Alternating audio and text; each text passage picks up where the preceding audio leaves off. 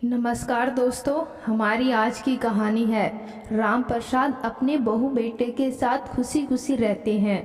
Ram Prasad bank manager से retirement हैं। राम प्रसाद को अपनी बहू बेटों पर घमंड है कि बुढ़ापे में उनकी सेवा करेंगे। कहते हैं ना, जब तक पैसा है तब तक सेवा है। यही राम प्रसाद जी के साथ हुआ। अब देखते हैं आगे की कहानी में।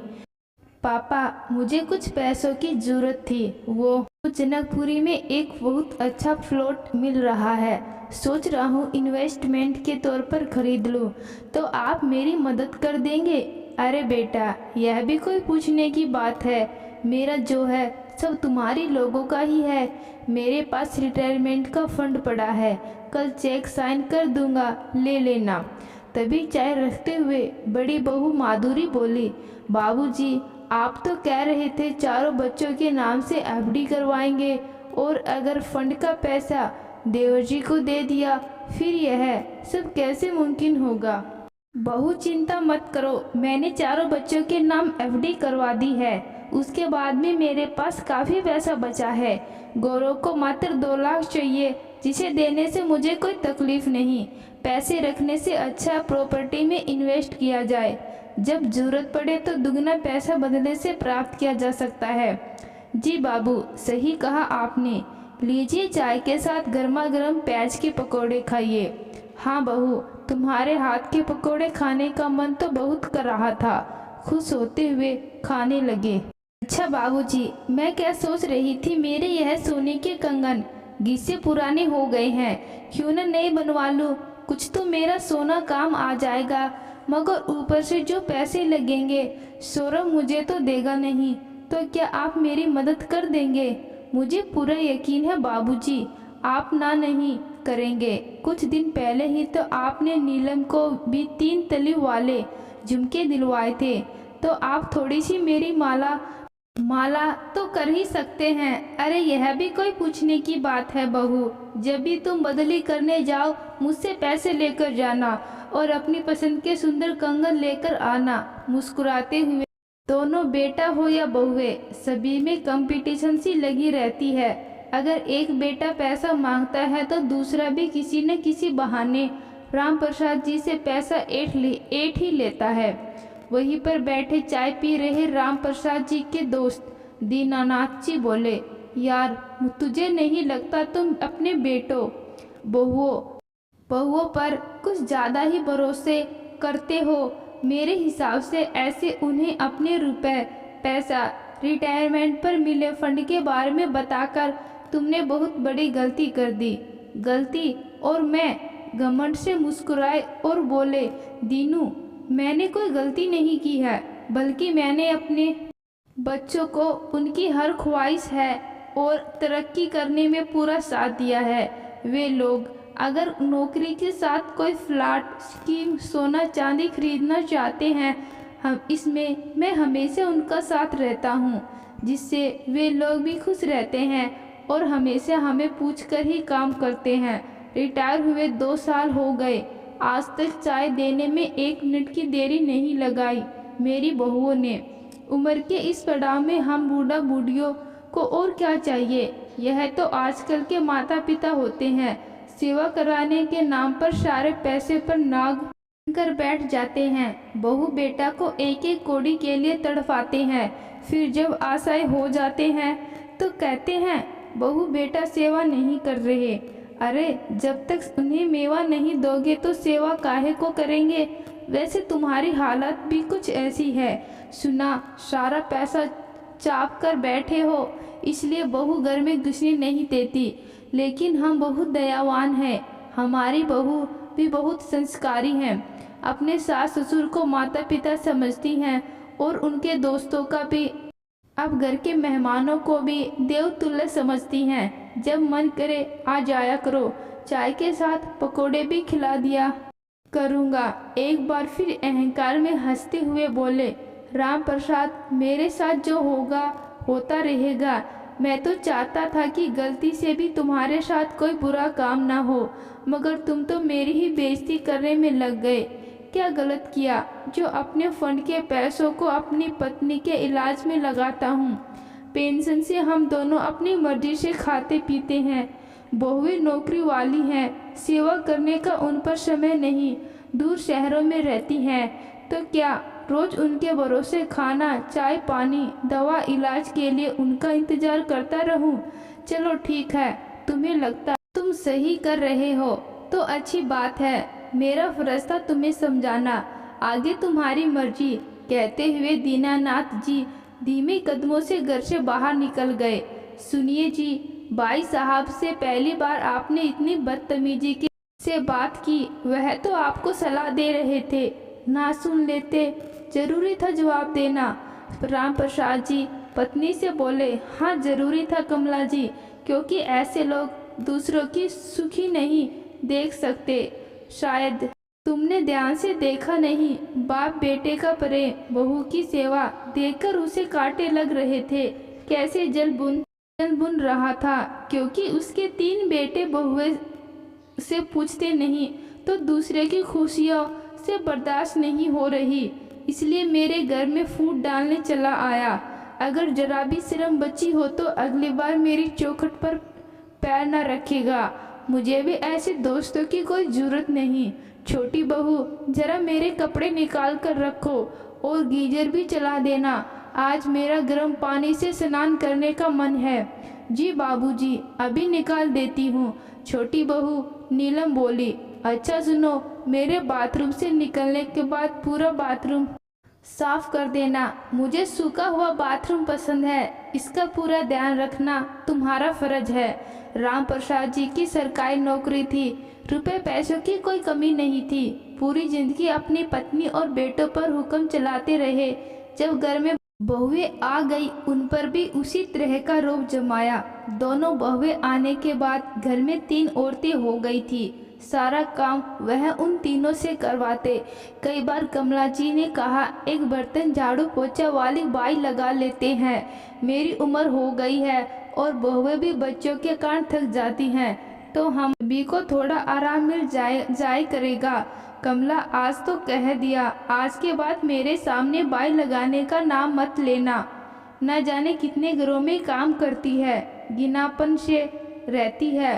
तुम्हें पता, मुझे साफ सफाई बहुत पसंद है, मैं गंदगी बिल्कुल बर्दाश्त नहीं कर सकता, और इन बाइयों का कोई भरोसा नहीं है, किधर झाड़ू लगाए, बर्तनों में साबुन छोड़ जाए। मैं इस तरह से घर में लापरवाही बर्दाश्त नहीं करूँगा। तुम 3 घर की औरतें हो, तुम सभी का फर्ज है हम मर्दों के खाने पीने और साफ सफाई का ध्यान रखने का, और तुम लोगों से बेहतर पैसा देकर भी बाई यह काम नहीं कर सकती, इसलिए यह बाइयों का चक्कर छोड़ दो। दूसरों की देखा देखी का घर बर्बाद नहीं किया करते। ऐसी बात सुन कमला जी दुखी मन से मन मार कर रह जाती हैं। उन्हें भी अच्छे से पता है घर में 3 औरतें हैं, मगर थोड़ी बहुत मदद चाहिए होती है। घर के तीनों आदमी नौकरी करने का ही काम करते हैं, बाकी घर में पानी का गिलास भी उठाकर नहीं पीते, यहाँ तक कि जूते पॉलिश भी हम औरतों का ही करना होता है।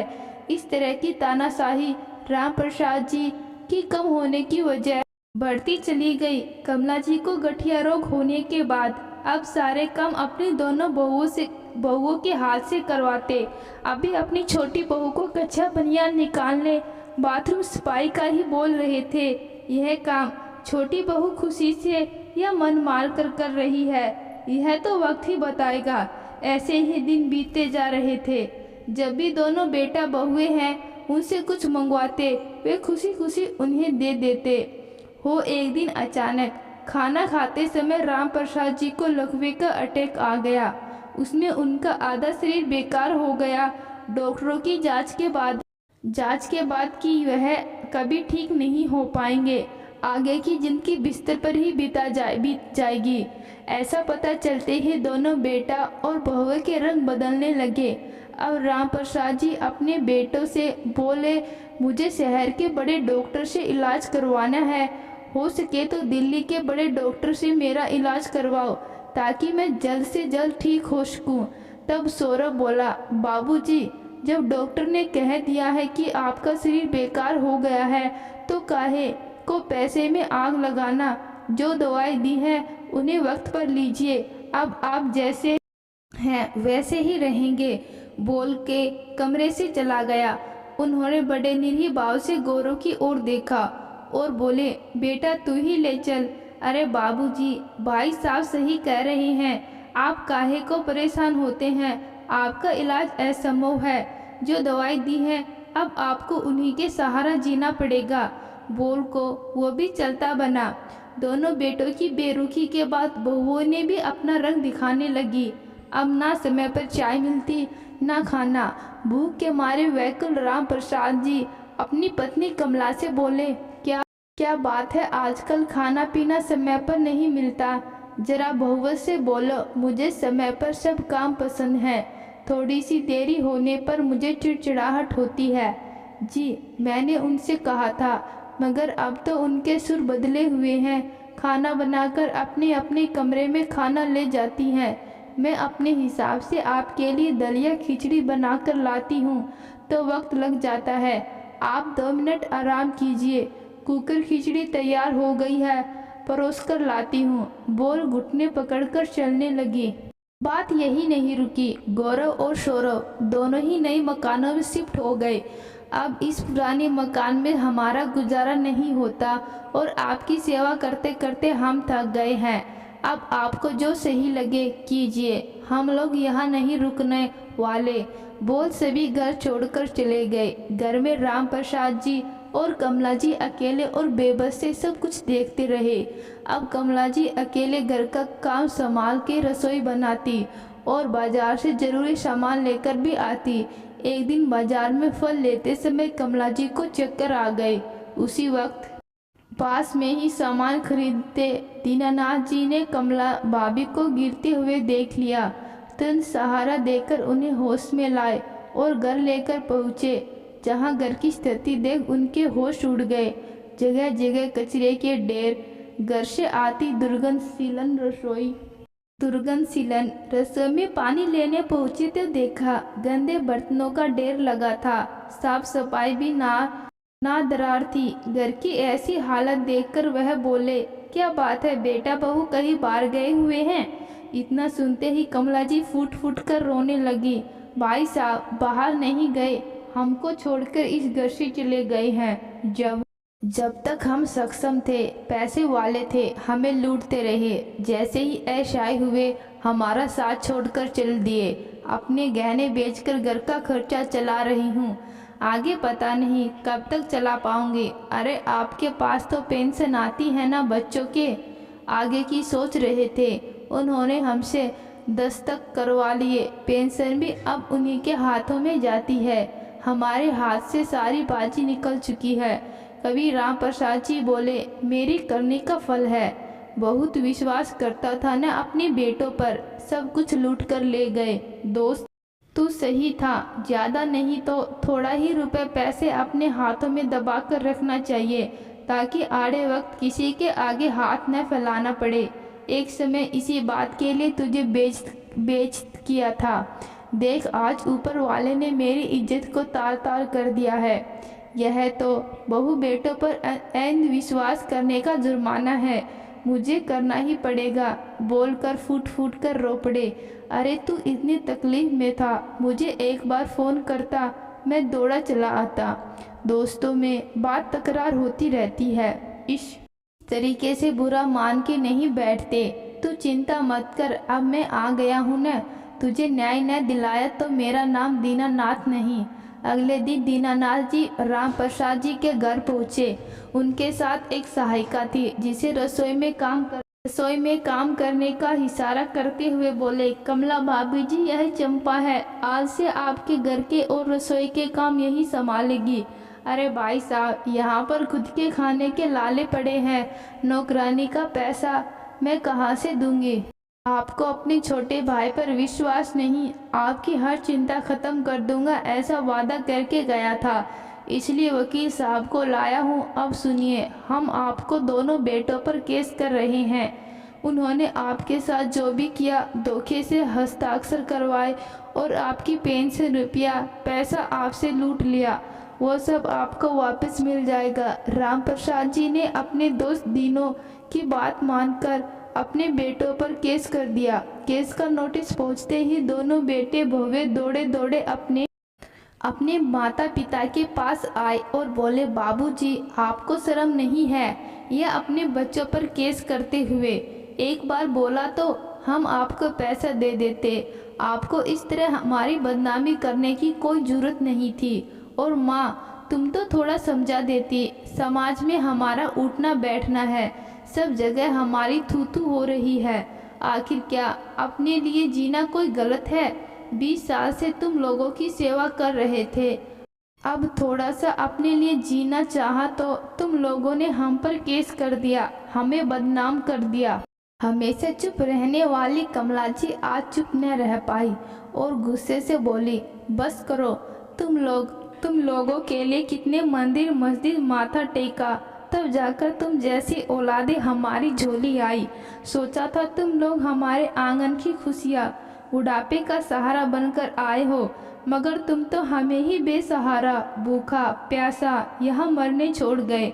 इससे तो अच्छा होता मेरी कोई औलाद ही ना होती, कम से कम ऐसा दिन तो नहीं देखना पड़ता।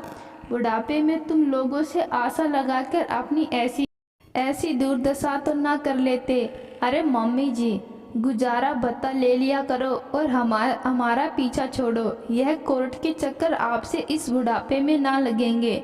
बड़ी बहू माधुरी बोली, सही कहा भाभी ने, आप लोगों की गुलामी होती है, अब बिल्कुल नहीं करना चाहते।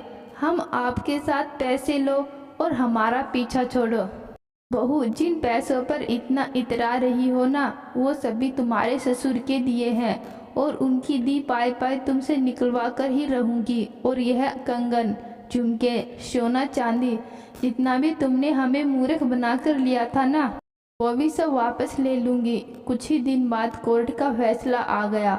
राम प्रसाद जी की धन संपत्ति बहू बेटों को वापस लौटानी पड़ी। इधर बेटा बहू हाथ मलते रह गए, उधर राम प्रसाद जी और कमला जी अपनी जिंदगी ठाठ से गुजर बसर कर रहे थे। तो दोस्तों, आपको यह कहानी कैसी लगी कमेंट बॉक्स में ज़रूर बताना। कहानी अच्छी लगी, कहानी को लाइक शेयर और चैनल को सब्सक्राइब जरूर करना। धन्यवाद।